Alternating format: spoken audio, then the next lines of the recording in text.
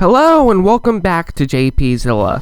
Now you may have noticed that in the last video I had got a little bit serious about the Godzilla fandom, specifically the allegations of toxicity that have been leveled against it lately. So I think it's time to course correct and talk about something a little less serious. And what says less serious than toys? Now you may or may not know, I think I've mentioned it once or twice on this channel, that I do a little bit of crafting. And I have customized my fair share of characters, like these Ultraman characters and this one Sauron figure I made from art mannequins, which make for a really good character base, by the way.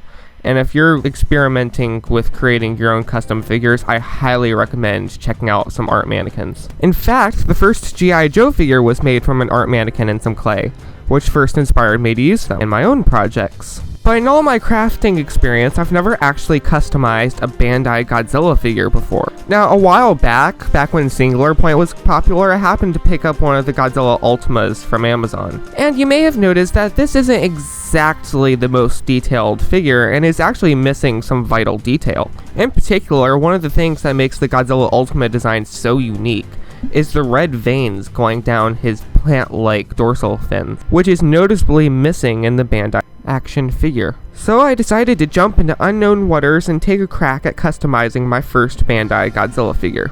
So of course the first thing I started off with was painting the red veins on Godzilla's dorsal plate. Fortunately, most of the vein patterns were already on the Godzilla dorsal plate, they just weren't painted in, so my job was really easy. It was just to trace the vein patterns on the actual dorsal plate itself. I also painted in the unpainted details on the original figure, which left only one side of the dorsal plates painted.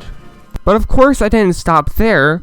I also painted the rest of the tail spikes, which are left unpainted on the original figure. And while I was at it with the red paint, I also decided to paint the inside of his mouth.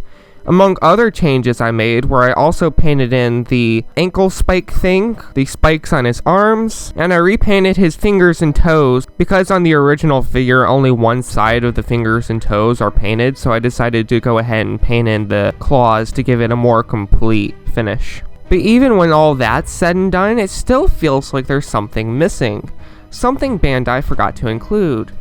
Oh yeah, that's right. Singular Point's Godzilla Ultima's most distinct feature, his unique atomic breath.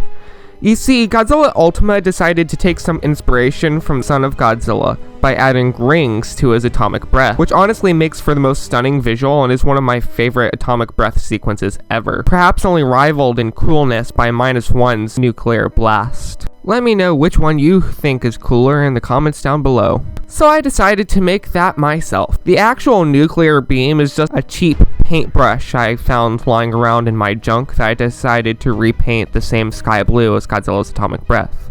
However, the rings around the atomic breath were made by cutting out plastic pieces from some casing I had lying around, like the casing for some of my art mannequins which I recently bought for future projects. So it felt fitting that even that material should be used on a project. From there, I simply cut out plastic circles and cut holes into them to insert the atomic breath piece. And from there, I just painted in the rims to make the ring effect.